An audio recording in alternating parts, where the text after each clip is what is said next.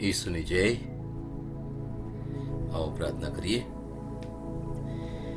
પિતા પરમેશ્વર, અમે તમારો આભાર માનીએ છીએ, તમારી સ્તુતિ કરીએ છીએ આજના સુંદર દિવસ માટે. રોજનો નવો દિવસ આપી તમે તમારો પ્રેમ અમને બતાવો છો પ્રભુજી. અમે ફક્ત તમારો આભાર માનીએ છીએ પ્રભુજી. એ વગર અમે શું કરી શકીએ? અમે તમારો જય જયકાર કરીએ છીએ, કારણ કે જીવન એક એવી ઉત્તમ ભેટ છે જેને માણી શકીએ તો પ્રભુ તમે અમારા જીવનમાં ભરપૂર કામ કરો છો પ્રભુજી. પ્રભુ તમારો આભાર માને છે કે તમે અહીંયા સુધી અમને લઈ આવ્યા છે પ્રભુજી. અમારા જીવનોમાં ઘણા બધા ઉતાર ચઢાવ અમે જોયા, અને આ સમયમાં પ્રભુજી તમે અમારી સાથે પાસે હતા. અમે કદાચ તમારો અનુભવ કર્યો કે નહીં કર્યો, અમે તમને માન્યા કે નહીં માન્યા, અને છતાં પણ તમારો સતત પ્રેમ અમારા જીવનમાં ચાલી રહ્યો છે. એ બદલ અમે તમારો પુષ્કળ આભાર માનીએ છીએ પ્રભુજી. આ સમયને તમે પાવન કરો પ્રભુજી. અમે જે વચનો સાંભળીએ એને સમજીએ અને મારા જીવનમાં ઉતારીએ. આ પ્રાર્થના અમે અમારા પ્રભુ ઈસુ ખ્રિસ્ત દ્વારા કરીએ છીએ. આમેન. આપણે એક વચન લઈએ.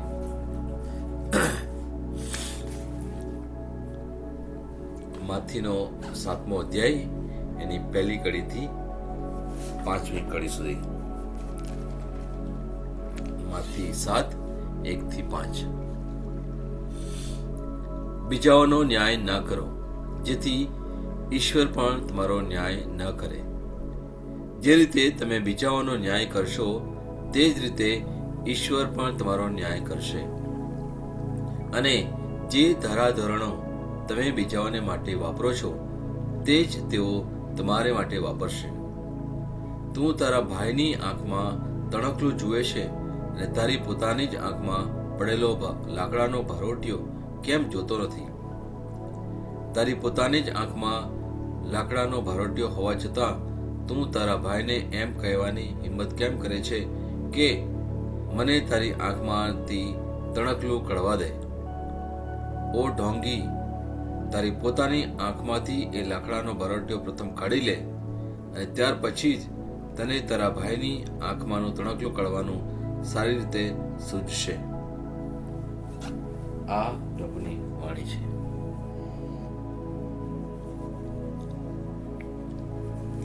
ભલાઓ, આજનું વચન થોડું કડક છે, એક ઠપકો આપે એવું એક વચન છે. અને આ થોડું વચન પણ થોડું આપણે હલાવી દે એવું વચન છે. એટલા માટે કારણ કે કદાચ વારે વારે આ વચન સાંભળ્યું હશે, અને છતાં પણ આપણી પેલી એક વૃત્તિ છે લોકોનો ન્યાય તોડવાની, અને એ બાબતે આજે પ્રભુ આપણને સભાન કરે છે. એમાં 3 બાબતો આપણે આજે જોવાના છે. એ છે ન્યાય કરવાનું મન,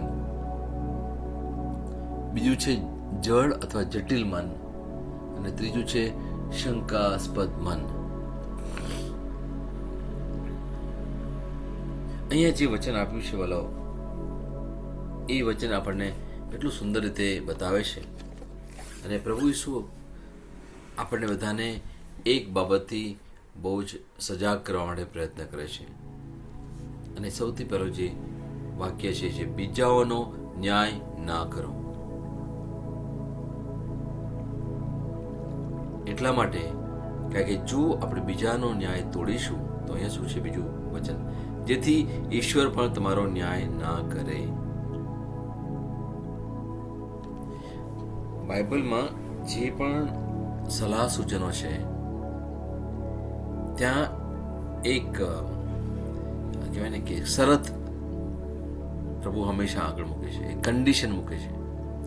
જો તમે આવું કરશો તો આવું થશે, જો આવું તમે નહીં કરો તો આવું નહીં થાય. ઘણા બધા એવા વચનો છે જો અને તો વાળા. કારણ કે પ્રભુને ખબર છે કે એક માણસની વૃત્તિ કેવી હોય, એનો સ્વભાવ સામાન્ય રીતે કેવો હોય. અને એટલા જ માટે જો તમે કુટુંબમાં પણ તમારા કદાચ બાળકો હોય ત્યારે એની આગળ તમે કંઈક સલાહ સૂચન આપો છો ત્યારે આપણે એને બે રસ્તા આપ્યા છે, એક સારો રસ્તો અને એક ખરાબ રસ્તો. અને એમને કહીએ છીએ કે જો તું સારા રસ્તા ઉપર ચાલીશ તો તારું સારું થશે, અને જો તું ખરાબ રસ્તા ઉપર ચાલીશ તો તારું ખરાબ થશે. એમાં પછી ક્યાંય કોઈ બાંધછોડ ના હોય, ત્યાં કોઈ ખોટી ખુશામતની વાત ના આવે, સીધી સીધી વાત છે, સીધી સીધી વાત છે. અને એવું જ કંઈ આજે પણ પ્રભુ એક વચન દ્વારા આપણને જણાવે છે. કારણ કે સ્વભાવ, જે માનવ સ્વભાવ છે, એને માનવના સ્વભાવની હું એક આદમના સ્વભાવ સાથે સરખાવી શકું. આદમનો સ્વભાવ એ પ્રભુની વિરુદ્ધ જવાનો સ્વભાવ, અને બીજો આદમ, આપણે છેલ્લો આદમ કહીએ છીએ, એ છે પ્રભુ ઈસુ. એમનો પણ સ્વભાવ એ પ્રભુની આજ્ઞાને માથે લઈને એ પ્રમાણે ચાલવાનો સ્વભાવ. અને વલાઓ, જો તમે સમજશો તો તમને ખબર પડશે કે આપણી પાસે આ બંને સ્વભાવ પડેલા છે. મૂળમાં જે સ્વભાવ છે એ આદમનો સ્વભાવ છે, અને બીજો સ્વભાવ આપણે જે શીખી રહ્યા છે એ છે ઈસુનો સ્વભાવ. એટલે ઘણીવાર જો આપણે કહેવાય ને કે જીવનમાં ઉતાર ચઢાવ આવતા હોય, એટલા માટે કારણ કે આપણી પાસે આ બંને સ્વભાવ છે, અને એ પ્રમાણે આપણે ઘણીવાર જાણે અજાણે ચાલીએ છીએ. અમુક વાર આપણા મનને અથવા આપણા શરીરને જે ગમે છે એવું આપણે જ્યારે કરીએ છીએ, દુનિયામાં જેવું થાય છે એવું કરવા માટે પ્રયત્ન કરીએ છીએ, લોકો જેવી રીતે વર્તે છે એવી રીતે આપણે વર્તવા પ્રયત્ન કરીએ છીએ, તો ક્યાંક ને ક્યાંક આપણે પેલા આદમના સ્વભાવની રીતે આપણે વર્તીએ છીએ. બધાની ઈચ્છા હોય કે કોઈ મને સારું કહે, એટલા માટે આપણે સારા કાર્યો કરીએ છીએ, તો સારું બોલીએ છીએ, સારું વર્તન કરીએ છીએ. પણ એ સ્વભાવ જો પ્રભુના સ્વભાવ સાથે મળેલો ના હોય તો ક્યાંક ને ક્યાંક આપણે ઈશ્વરની વિરુદ્ધ જઈએ છીએ, અને ઘણીવાર આપણને ખબર પણ નથી પડતી.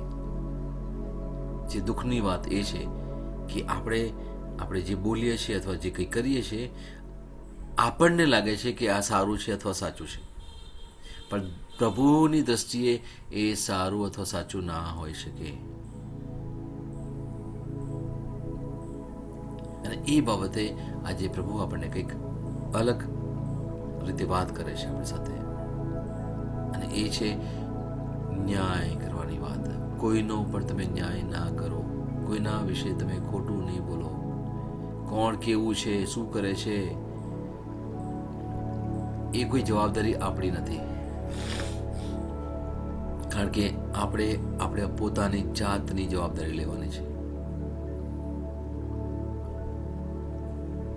આપણે પોતાની જાતની જવાબદારી લેવાની છે. આપણે કેટલા અંશે આપણે 100% આપણી જાતની જવાબદારી લેવામાં સક્ષમ છીએ.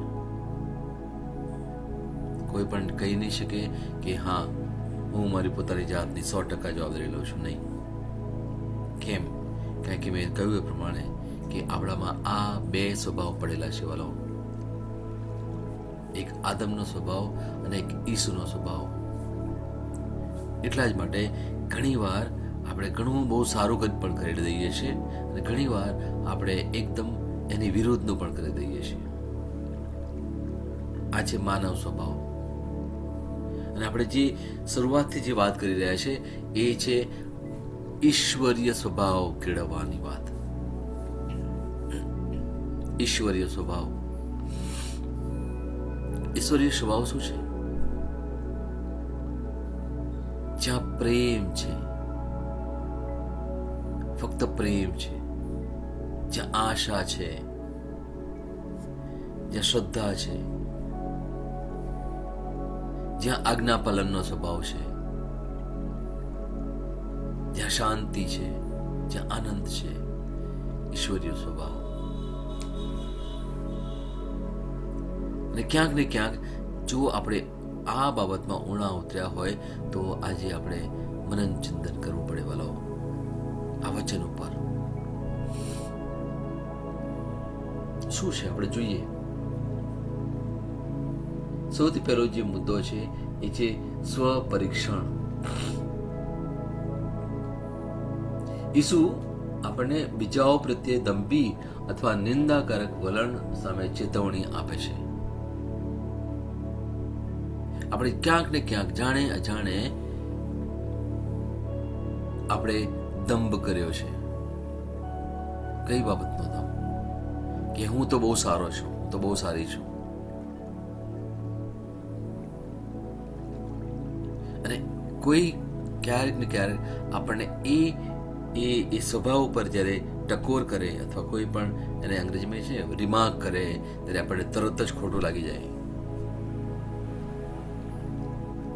કારણ કે એક પેલો દંભ છે, અહમ છે. અંગ્રેજીમાં આપણે કહીએ છીએ ઈગો, અને બીજો શબ્દ છે પ્રાઇડ. અહમ અને અભિમાન. આપણી જે સમજ છે, આપણી એટલી મર્યાદિત સમજ છે કે જ્યાં આપણને ખબર પણ નથી પડતી કે આપણે શું બોલીએ છીએ અથવા શું કરીએ છીએ બોલો.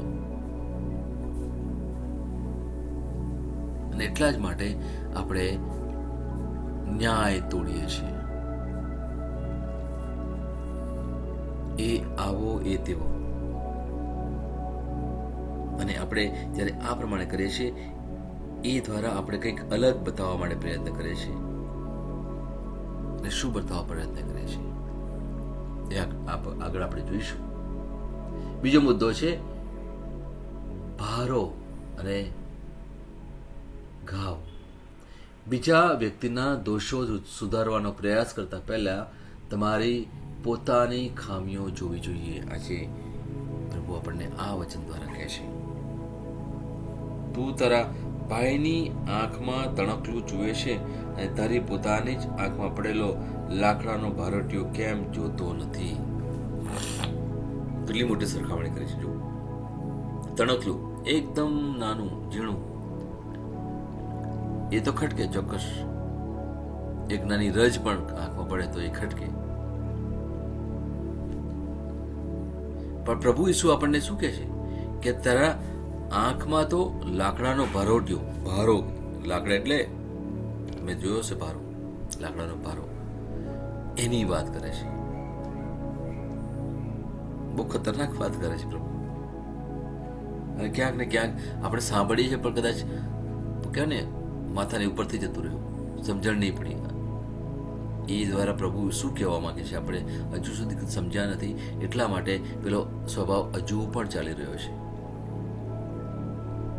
આપણે જે વચનો સાંભળે છે વાલો એની ઉપર આપણે થોડું મનન ચિંતન કરવાની જરૂર છે. રોજનું રોજ મનન ચિંતન કરવાનું છે. જો પ્રભુની પાસે આપણે જવું હોય, પ્રભુના સ્વભાવને ઓળખવો હોય, પ્રભુના સ્વભાવને આપણો સ્વભાવ બનાવવો હોય તો રોજ એક વચન લઈ, નાનું વચન લઈને એની ઉપર મનન ચિંતન કરવાની જરૂર છે વાલો. ખાલી અડધો કલાક કે કલાક બેઠા અને પછી પતી ગયું મારું કહે ને કે આપણે મારી ફરજ પતી ગઈ. ઘણી વાર આપણે ચર્ચમાં જઈએ છીએ અને અડધો કલાક હોતા કલાક એ આપણી ફરજ પતી ગઈ. એનાથી કોઈ ફરક ના પડે. ભલા યાદ રાખજો. ઘણી વાર કહે છે મેં તો આટલા ઉપવાસ કર્યા, મેં આટલું તપ કર્યું, મેં આટલી રોછાળ કરીને ઘણું બધું. ઘણા લોકો આવી રીતે બોલે છે. પછી બસ મારી ફરજ પતી ગઈ અને પછી આપણે પોતાની જાતને પવિત્ર માનીએ છીએ. વાલાઓ બહુ ગંભીર બાબત છે, બહુ ગંભીર બાબત. કદાચ ક્યાંય ને ક્યાંય કોણે આ પ્રકારે વાત નથી કરી. એક ઉદાહરણ મેં પહેલાં પણ આપ્યું હતું અને અત્યારે પણ આપવા પ્રયત્ન કરું છું કે કોઈ વ્યક્તિને શરીરમાં ઊંડો ઘા પડ્યો હોય અને પછી પેલી વ્યક્તિ પોતાની જાતને ડૉક્ટર કહેતી હોય. હવે ડૉક્ટર એટલે શારીરિક ડૉક્ટરની વાત કરું છું, પણ એને તમે આધ્યાત્મિક ડૉક્ટર વિશે પણ સરખામણી કરી શકો. હવે જેને ઘાવ પડ્યો છે એ વ્યક્તિ ડૉક્ટર પાસે જાય છે અને પછી આપણે શું કહીએ છીએ કે આને તમે સાજું કરી દો. હવે ડૉક્ટરને ખબર છે કે આ ઘા ઊંડો છે, એટલે એને શું કરવું પડશે? સૌથી પહેલાં તો અંદર બધું સાફ કરવું પડશે, અને સાફ કરે એટલે પછી વધારે તકલીફ થાય, દુખે, રડવું આવે.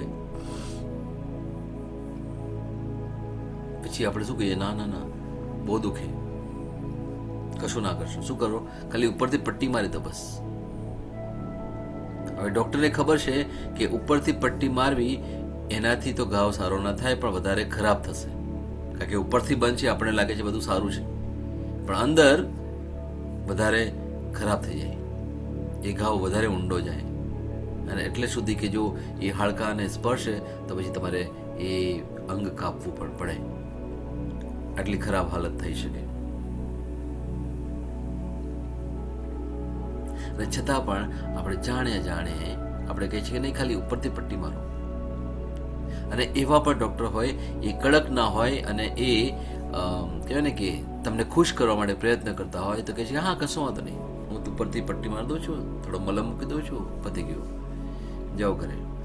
હવે ડૉક્ટરને ખબર છે કે એ પાછા ફરીથી આવશે મારી પાસે, અને આવશે ત્યારે એ વધારે ગંભીર હાલતમાં આવશે. આજે આધ્યાત્મિક બાબતમાં પણ કંઈક આવું જ થઈ રહ્યું છે વાલાઓ. આપણને ખબર છે અંદર ક્યાંક ને ક્યાંક કંઈક એવું ખોટું પડ્યું છે, આપણને ખબર છે કે કંઈક સારું નથી, અને છતાં પણ આપણે ઉપરથી જ હરવીએ છીએ, ઉપરથી આપણે પાટાપંડી કરીએ છીએ, અંદર હજુ પણ જોતા નથી આપણે કે ખરેખર મારામાં શું દુર્વૃત્તિ પડી છે, મારો સ્વભાવ હજુ પણ આવો કેમ છે. એની ઉપર આપણે વધારે મને ચિંતન કર્યું નથી, એને બહાર કાઢવા પ્રયત્ન નથી કર્યો.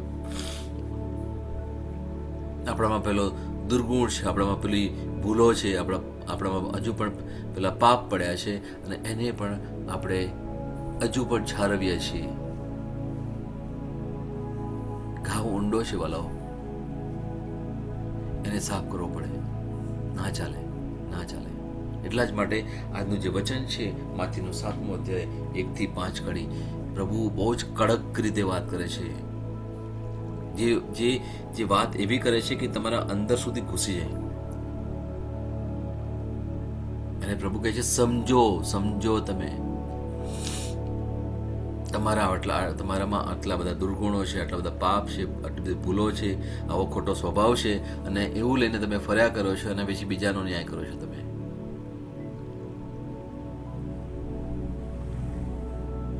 વલાઓ, આજે આ બાબતથી સભાન થવાની જરૂર છે. મેં પહેલા પણ કહ્યું હતું કે આપણે આજે મળીએ છીએ રોજ સવારે,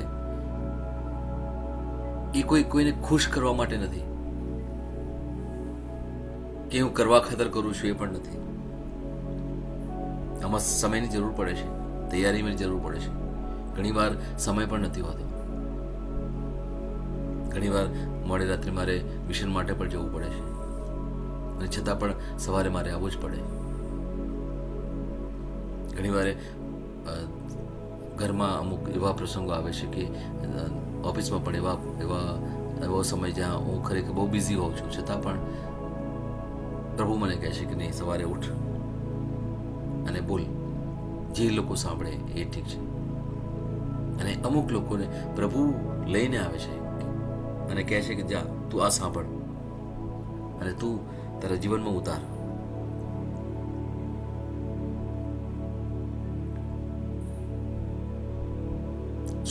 શું થાય છે, શું થશે વાલા? જ્યાં સાચો રસ્તો હોય છે, જ્યાં સત્યની વાત આવે ને, ત્યાં તમને ટોળા જોવાના નહીં મળે. સાચું કહું છું. જ્યાં સત્યની વાત આવે ત્યાં તમને ટોળું નહીં મળે. જ્યાં ખોટી વાત હશે, જ્યાં ભરમાવાની વાત હશે, જ્યાં ખુશ કરવાની વાત હશે, જ્યાં ઉપરથી પાટાપિંડીની વાતો હશે ત્યાં તમને ટોળે ટોળા મળશે. ત્યાં ખુશ થવાનું હોય, જ્યાં દુનિયાવી વાતો હોય, જ્યાં દુનિયાવી રીતિઓ હોય, ત્યાં તમને પુષ્કળ લોકો મળે. પણ ત્યાં બધું છીછરું હોય છે વાલાઓ, છીછરું ઉપરથી. અંદર તો ગંદવાળો છે, અંદર તો સડો પડ્યો છે, અને છતાં પણ બહારથી લોકોને બતાવે કે અમે તો બહુ સારા છીએ, અમે તો બહુ સાચા છીએ, અમે તો પવિત્ર છીએ. પ્રભુ આપણને આજે જે વચન આપ્યું છે વાલાઓ, બહુ જ ગંભીર વચન આપ્યું છે. આપણને ગંભીર બાબતથી આપણને પ્રેરે છે. પ્રભુ બતાવે છે કે સુધરી જાઓ, હવે સુધરી જાઓ, બહુ થયું. સત્યને તમે પકડી લો, પોતાની જાતને તમે સુધારો, પ્રભુ તરફ વળી જાઓ. ફક્ત તમારી જે રૂઢિઓ છે, તમે જે કી સમયે કરો છો, એવું નહીં માનશો કે પ્રભુ આ બાબતથી ખુશ છે. પ્રભુ નથી ખુશ. ખાલી સમયે આપણે ચર્ચમાં જવું અને સમયે પ્રાર્થના કરવી, સમયે ઉપવાસ કરવાને પ્રભુ એનાથી ખુશ નથી થતા. પ્રભુ ઈચ્છે છે આપણું અંદરથી બદલાણ થાય. અંગ્રેજીમાં બહુ સરસ શબ્દ છે ટ્રાન્સફોર્મેશન. પૂરેપૂરું અંદરથી બદલાણ થાય. દુઃખ થશે, રડવું પણ આવશે, ગમશે પણ નહીં. અને એ જ વાત હું તમને, એ ઉદાહરણ દ્વારા હું તમને ફરીથી સમજાવવા પ્રયત્ન કરું વાલાઓ, કે જ્યારે કોઈ વ્યક્તિને ઊંડો ઘાવ પડ્યો હોય અને ડોક્ટર પાસે જાય, હવે આધ્યાત્મિક રીતે વાત કરું છું, તમારામાં એવા દુર્ગુણ પડ્યા હોય, એવું કંઈ પાપ પડ્યું હોય, એવી કંઈ ભૂલ પડી હોય, જે વર્ષોથી હજુ પણ આપણે લઈને ફરતા હોઈએ, અને આપણે પ્રભુ પાસે, ઈસુ પાસે આવીએ છીએ, ત્યારે ઈસુને કહીએ છીએ કે ઈસુ તમે મને અંદરથી સાફ કરો. મારો જે સડો છે, વર્ષોનો જે દુર્ગુણ પડ્યો છે, વર્ષોનું જે પાપ પડ્યું છે, એ તમે પ્રભુ મને સમજાવો, મને એનાથી સાજો કરો. અને ત્યારે પ્રભુ શું કરે છે? પ્રેમથી એ વાંકા વળીને તમારો એક ઘાવ સાફ કરે છે. ધીરે ધીરે એ સાફ કરે છે. અને એ વખતે તમને તકલીફ પણ થશે, રડવું પણ આવશે, દુઃખ પણ લાગશે. કારણ કે જ્યારે એ જૂનો સ્વભાવ છે અથવા જૂની બાબતો છે, એ જ્યારે તમે યાદ કરો, પ્રભુ યાદ કરાવે ચોક્કસ, અને ત્યારે કહેશે કે એ વ્યક્તિને તું માફ કર. અને જે કંઈ કર્યું હશે, એ જે કંઈ બોલ્યા હશે, આજે તું એને ફોન કર, તું એની પાસે જા.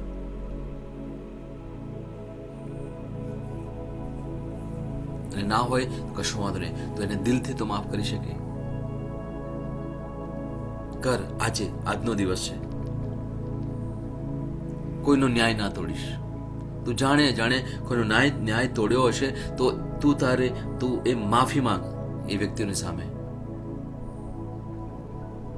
માફી માંગ.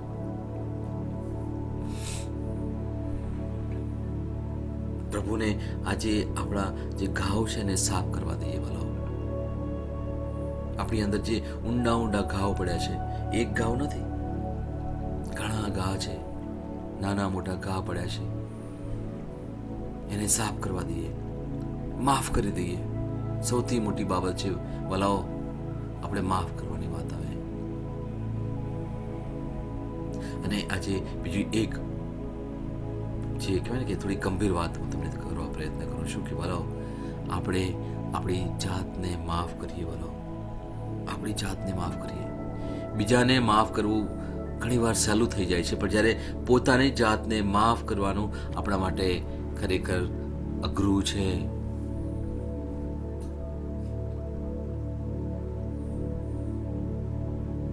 અને આ આપણે ક્યારે કરી શકીએ?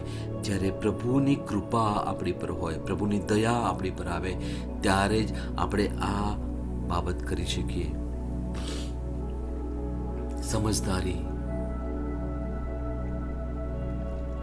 એ કેળવવાની છે વલો. અને આ કોની સમજદારી? પ્રભુ ઈસુની સમજદારી. એમની સમજ દ્વારા આપણે આ કરી શકીએ. આપણામાં કોઈ એવી ક્ષમતા નથી વલો કે આપણે બીજાને માફ કરી શકીએ અથવા પોતાની જાતને માફ કરી શકીએ. પણ જ્યારે પ્રભુની કૃપા આપણી ઉપર ઉતરે છે ત્યારે આપણે આ કરી શકીએ. અને જ્યારે પ્રભુની કૃપા આપણી પર આવે છે ત્યારે આપણે ઘણા બધા જે બંધનોથી આપણે છૂટા થઈ જઈએ છીએ, આપણે સ્વતંત્ર થઈ જઈએ છીએ. પ્રભુની ઈચ્છા એક જ છે કે તમે સ્વતંત્ર થાઓ. ક્યારે? જ્યારે આપણને સાચી સમજ મળે, જ્યારે આપણને સાચું ડાપણ મળે, પ્રભુની સાચી સમજ મળે, બાઇબલના વચનોની સમજ મળે, ત્યારે આપણે સાચા અર્થમાં સ્વતંત્ર થઈ શકીએ વલાઓ. નહીં તો પછી આપણે અલગ અલગ બંધનોમાં પડેલા રહીશું વર્ષો સુધી. ફક્ત પોતાની જાતને ખ્રિસ્તી કહેવડાવવાથી હું પ્રભુનો અનુયાયી છું અને પ્રભુના રસ્તા પર ચાલું છું, અને પછી જાતની રૂઢી કરીએ છીએ, એનાથી કોઈ મતલબ નથી વાલો. આજે સભાન થવાની વાત કરે છે વાલો, મનન ચિંતન કરવાની વાત કરે છે પ્રભુ. અને જો ઉત્તમ વાત આપણને જે કરે છે એ આ છે વાલાઓ, જે છઠ્ઠું વચન છે એ દ્વારા શું કહે છે પ્રભુ? પવિત્ર વસ્તુ કૂતરાની આગળ ન નાખો, તેઓ તો તમારી સામે થઈને ફાડી ખાશે, પણ તમારા મોતી ભૂંડની આગળ વેરશો નહીં, તેઓ તો તેને પગ તળે ખૂંદશે. આ પણ એક બાબત કહી છે. અમે જે તમને કહ્યું છે, આપણે કેવા છીએ? આપણે પ્રભુના બાળકો છીએ કે કેમ? કારણ કે અહીંયા શું છે? પવિત્ર વસ્તુ કૂતરાની આગળ ના નાખશો, મોતી છે ભૂંડની આગળ ના આવેરશો. કૂતરા અને ભૂંડ એટલે પ્રાણીની સાથે સરખામણી કરી છે ઘણા લોકોની. એ બધું કરે પણ એમને વચન સમજાય નહીં, અંદર ના જાય. મેં થોડા સમય પહેલા એક ઉદાહરણ આપેલું કે એક ભૂંડ અને એક બિલાડી, એને તમે બંનેને નવડાવો ને અને પછી એને તમે સરસ એને સજાવો તમે, તો બિલાડી શું કરશે? એક સુંદર ચોખ્ખી જગ્યાએ બેસે ને પછી એની જીભથી એને એના વાળમાં કંઈક પાણી કંઈ એવું લાગ્યું છે ને તો ચાટીને સાફ કરશે. પણ ભૂંડને તમે ગમે તેટલું તમે નવડાવો અને સાબુથી નવડાવો, શેમ્પૂ કરો, બધું કરો, એને સરસ રીતે તમે એને કપડાં પણ પહેરાવો ને ઓકે, અને પછી એને તમે છૂટું મૂકી દો ને, એ શું કરશે ખબર છે? એ બહાર જઈ અને જ્યાં કાદવ હશે ને એમાં જઈને બેસી જશે.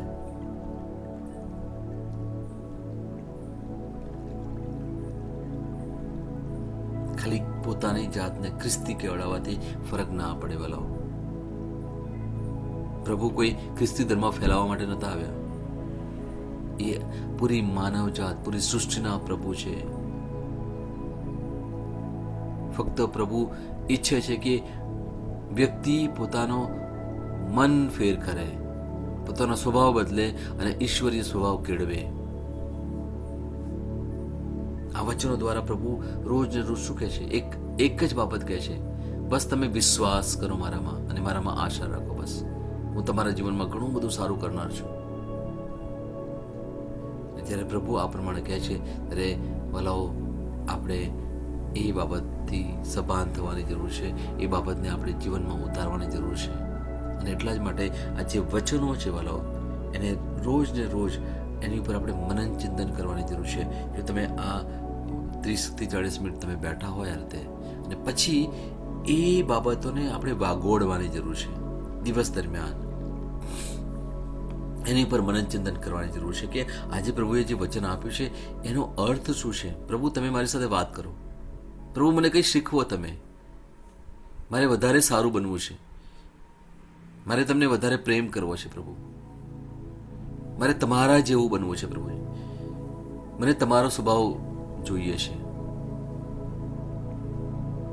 અને જ્યારે આપણે આવી ઈચ્છાઓ રાખીએ છીએ, આવી આશાઓ રાખીએ ત્યારે આપણા પરમેશ્વર તરત જ દોડીને તમારો હાથ પકડી લેશે અને તમને શીખવે છે. બહુ જ પ્રેમથી, ધ્યાનપૂર્વક, ધીરજથી એ આપણને શીખવે છે. ભલો આજનો સુંદર જે વચન છે એની પર આપણે મનન ચિંતન કરીએ. ભલો, કારણ કે ઘણી બધી જે ભૂલો છે, ઘણા બધા સંબંધો છે, એ આ જે 3 બાબતો આપણે જોઈ એના લીધે ઘણા સંબંધો પર તૂટી ગયેલા છે. અને એટલા જ માટે આજે પ્રભુ આપણને કહે છે કે એ સંબંધ સુધારો, બધાની સાથે સારા રહો. તમે કોઈ ખોટું નથી, ભલે જેણે જે કરવું હોય કરે, બસ તું સારો રહે, બસ તું મારી સાથે જોડેલો રહે, બસ. અને લોકોને માટે પ્રાર્થના કર, બસ લોકોને માફ કરી દે. પ્રભુનો આપણે આભાર માનીએ કે પ્રભુ આપણને પુષ્કળ પ્રેમ કરે છે. જો પ્રભુ આપણા જીવનમાં બદલાણ લાવવા માંગતા હોય તો પછી કેમ આપણે એ બાબત ઉપર ધ્યાન ના રાખીએ, સભાન થઈએ. ભલો, અને રોજનો રોજ આપણે પ્રયત્ન એ હોવો જોઈએ કે હું આજે થોડો વધારે પ્રભુ જેવો થયો, પ્રભુ ઈશુના રસ્તા ઉપર ચાલું છું. પ્રભુનો આપણે આભાર માણીએ, એમની સ્તુતિ કરીએ. Praise the lord. આપણે એક વચન લઈશું કે થોડો સમય મને આપજો અને વિશ્વાસની ઘોષણા આપણે કરીએ.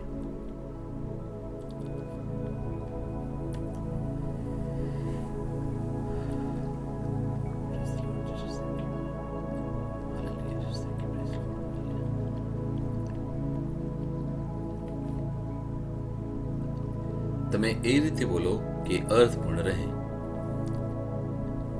26મો દિવસ, વિશ્વાસ ઘોષણા. હું જાહેર કરું છું કે હું ભય પર વિશ્વાસ પસંદ કરું છું. મારી પરિસ્થિતિમાં શું સકારાત્મક છે અને શું સારું છે તેના પર હું મનન કરું છું. હું મારી શક્તિનો ઉપયોગ ચિંતા કરવા માટે નહીં, પરંતુ વિશ્વાસ કરવા માટે કરું છું. મારા જીવનમાં ડરનું કોઈ સ્થાન નથી. હું નકારાત્મક કે નિરાશાજનક વિચારો પર ધ્યાન આપતો નથી. પ્રભુ મારા વિશે શું કહે છે તેના પર મારું મન છે.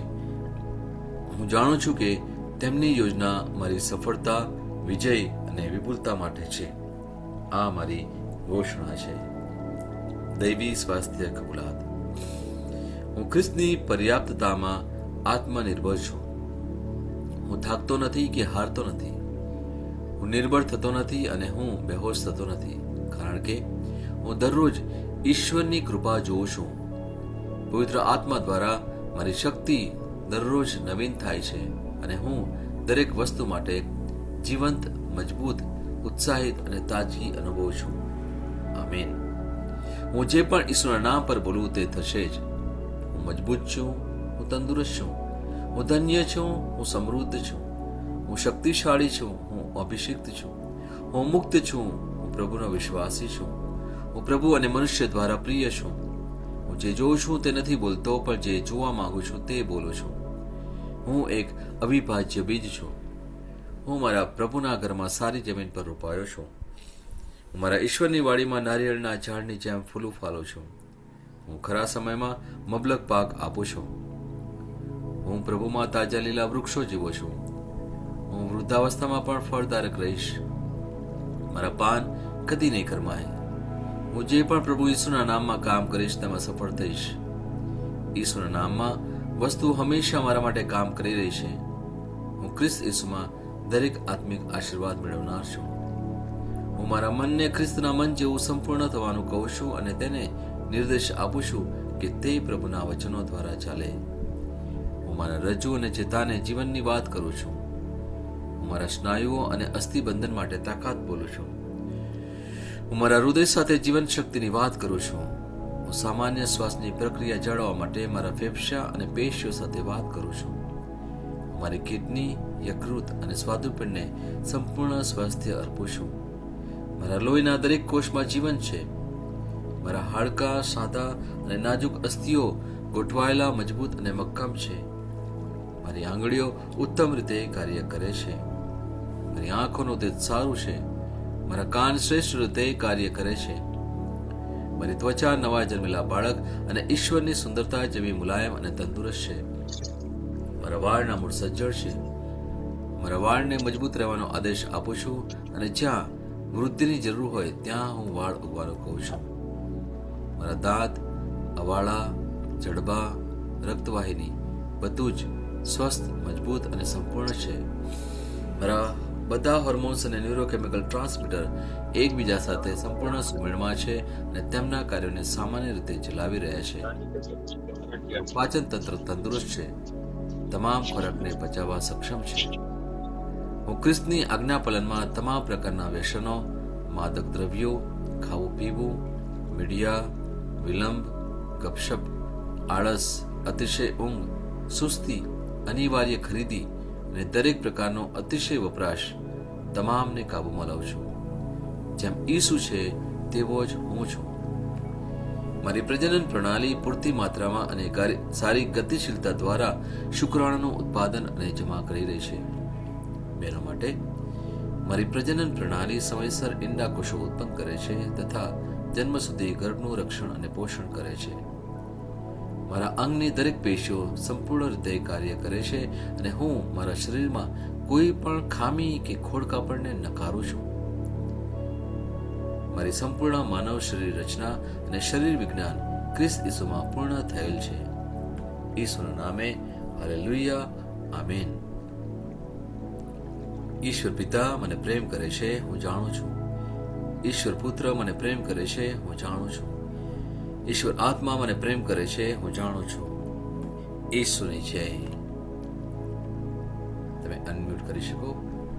Hallelujah, hallelujah, hallelujah, hallelujah, hallelujah, hallelujah, hallelujah. Hallelujah, hallelujah, hallelujah, hallelujah, Hallelujah, hallelujah, hallelujah, hallelujah, hallelujah. Kare de de de de de mama mama kere kere de de de de de de de. Lahara bala bakara mashe ke le de de shere be shere bara bakara ma he kere me na mala kara ma de ke la basha bara bakara me she kere be shere de shere be shere be ra bakara lahara basha bara bakara masha bala bara de de be she be be kere me she kere la kara ma he kere la ra basha bare be de re tere me he tere mara ma kala kara kara ma she kere ki ola liya la basha bara bashe be be she be be kere shere kere lahara basha bara me kere be she le be la basha tere de shere be shira ola liya ra baba ra kara ma he kere me kere ra kara ma she de de be she be la bara bashe de kere me she le halaliya ma shara basha ra ba tere ke lahara basha bara bashe kere de she de he de be she re bara bakara ma she te ola liya ra basha ra diya ra basha ra diya ra bashe kiri lavara basha bara bashe kere be she kere be ra basha bara bakara ma she kere ola liya ra basha re de she de be she ra bara bakala ma she de Hallelujah, Rabasha Baraba, Hallelujah, Hallelujah, Hallelujah, Hallelujah, Hallelujah, Hallelujah. Hallelujah, Labasha Balahi, Hallelujah, Halamakara Mahakidi, Shedi Bishi, Basha Baraba Shedi. Hallelujah, Hallelujah, Hallelujah, Hallelujah. Thank you, Jesus, praise you, Lord. Thank you, Jesus, praise you. पिता परमेश्वर no जय हो, क्रिस्त ईसु no जय हो, पवित्र आत्मा no जय हो, पवित्र ત્રૈક્યનો જય હો.